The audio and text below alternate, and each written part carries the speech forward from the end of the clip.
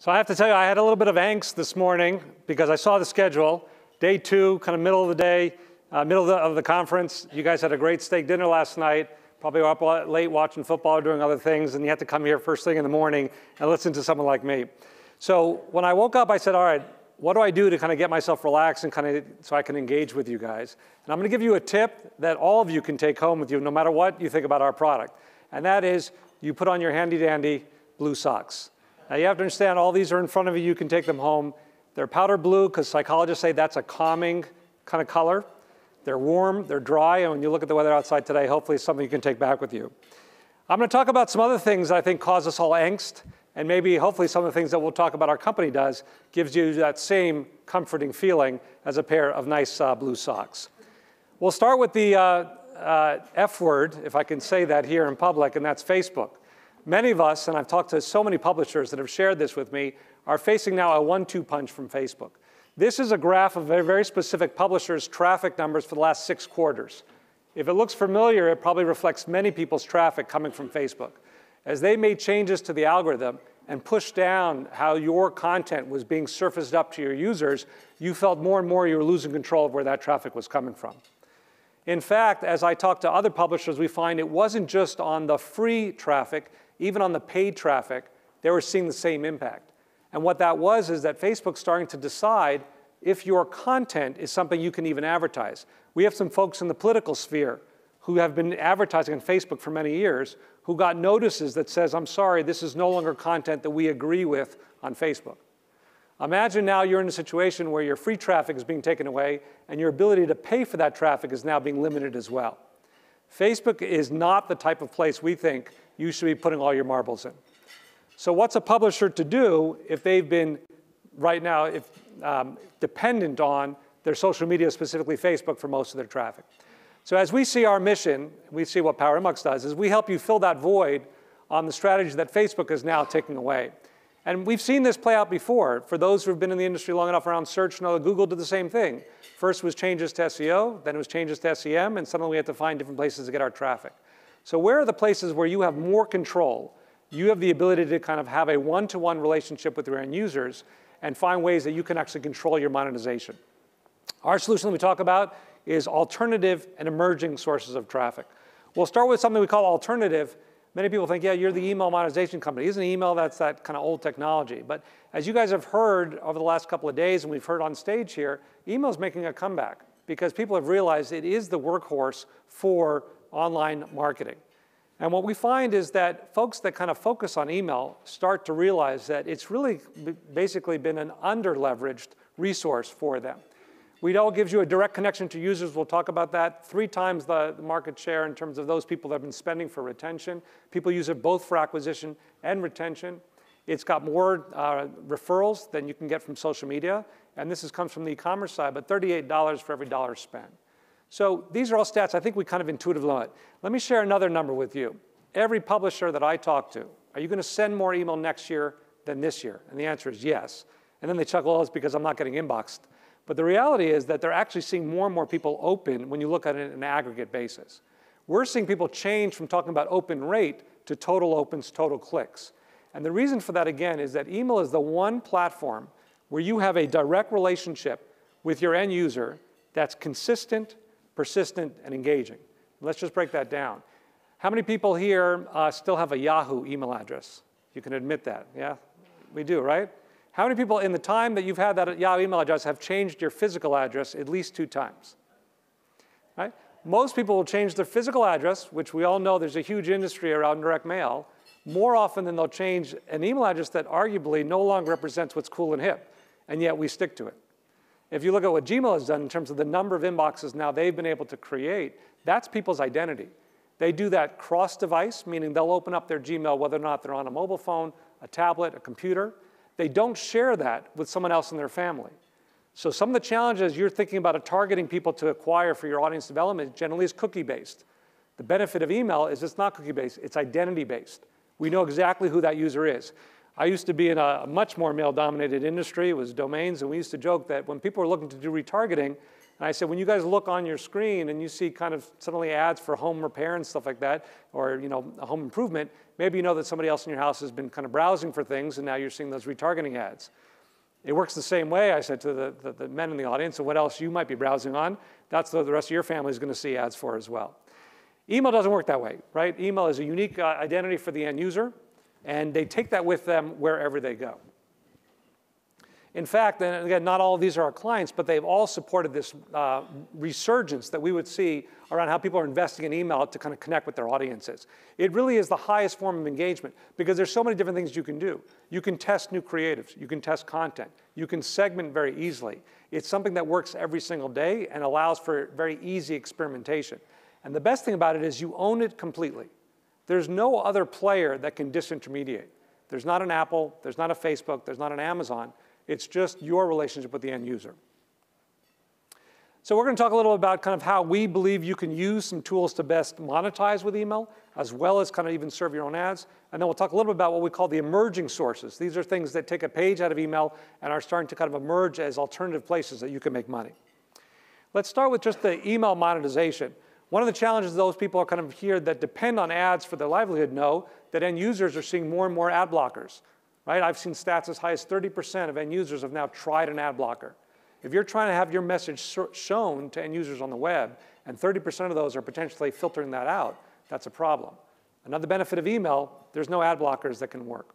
When people are inside an app or even on the web, they're going to see the content that you show. They're going to scroll and see the content that you show. The second thing is that you get this very high opt-in. There was a whole bunch of work around GDPR. Everybody kind of was concerned about that. Turns out email's already consistent and compliant with GDPR. People that opt in are already saying, yeah, I'm OK receiving messages. Not only am I OK receiving messages, I'm OK receiving targeted advertising as well. So one way to think about it if you're not already doing this is to kind of think about placing sponsored advertising inside your email. But what happens if you have a big demand team and you're saying, you know what, most of my work is around selling direct, we do packages, we do sponsorships, and for the most part, we've never been able to make that work in email.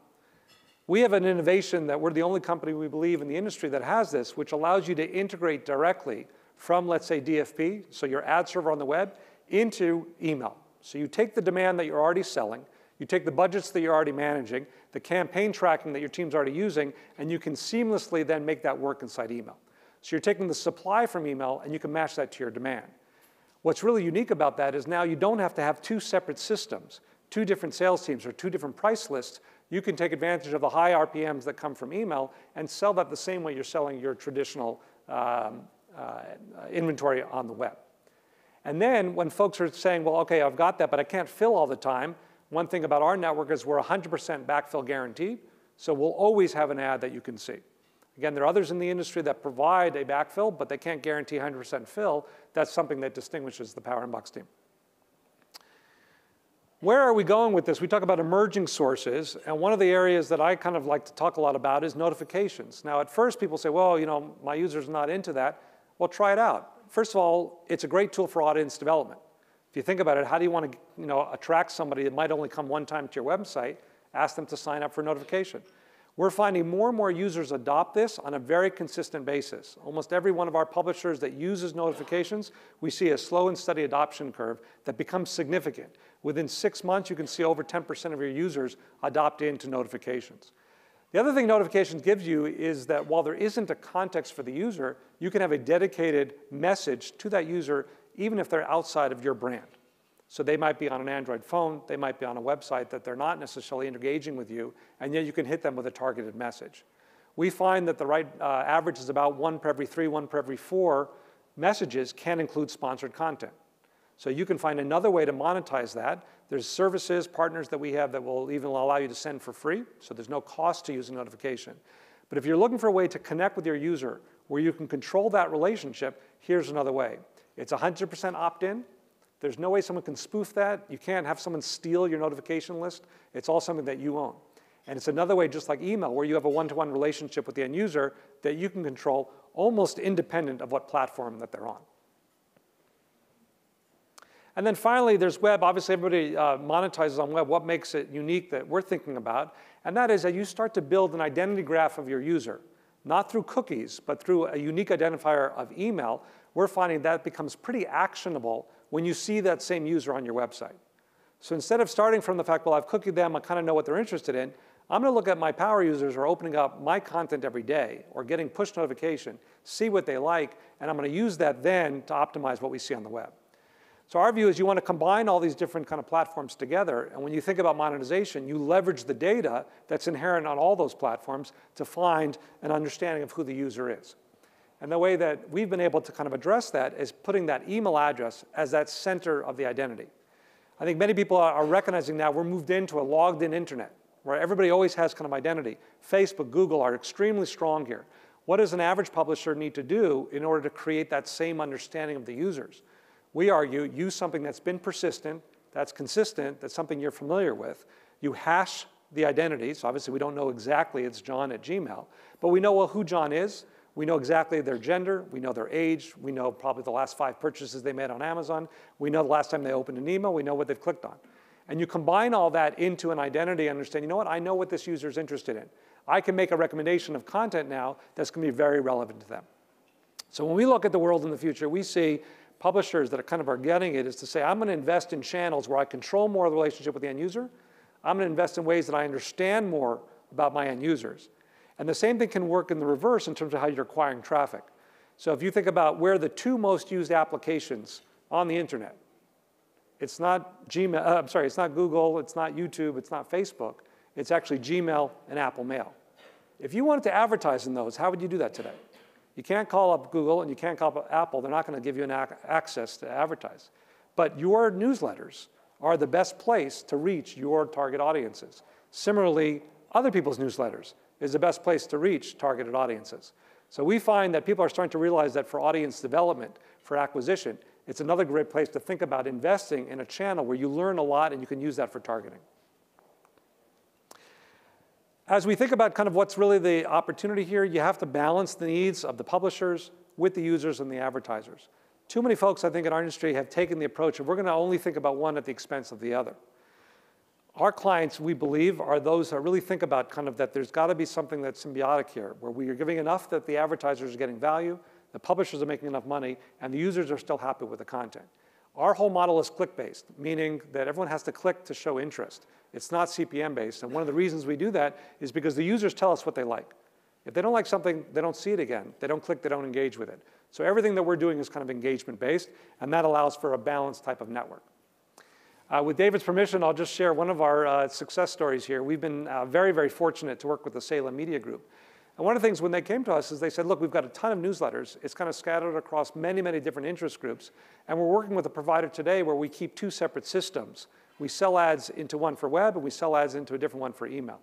And what we found was that was lowering their fill, as well as limiting the RPM options that they had. We were able to transition an enormous number of individual newsletters onto our platform, and that allowed them to do a couple of benefits. They saw an increase in the profit that they had from now serving more ads. They got an RPM increase because they were able to now actually get more of that demand to be matched more accurately, and they made more money overall with paying less cost. So we've been very fortunate. We just talked on the other side of the room about maybe getting into the notification space, which is something that they're looking at now. So just in summary now, I'll just tell you very quickly about our company. We're a small startup, but we've been fortunate as probably a unique venture-backed company in ad tech. We're profitable, so we hope to be around for a long period of time. Today, we're fortunate to work with 600 publishers, including some of the folks in the room. We're about a $30 million run rate. And to be honest, I'd say what really characterizes our company is that we really take these relationships with our advertisers and publishers, specifically the publishers, very, very seriously. We're fortunate to work with people that we think have great audiences, and if we can help them by focusing on the monetization, some of the areas that we think is an area we can bring expertise on, it's a great partnership. So hopefully if you don't remember anything else besides grabbing the socks that are in the middle of the table, you can remember sales at Powerinbox or easy enough Jeff at Powerinbox. And I really appreciate everybody's time here today. I just also want to call out my colleague, Dilip Dasman, our COO and co-founder. He's in the room as well. So if we have a chance, let's hear what you guys are thinking about on emerging technologies and maybe how Powerinbox can work with you guys. Thanks very much.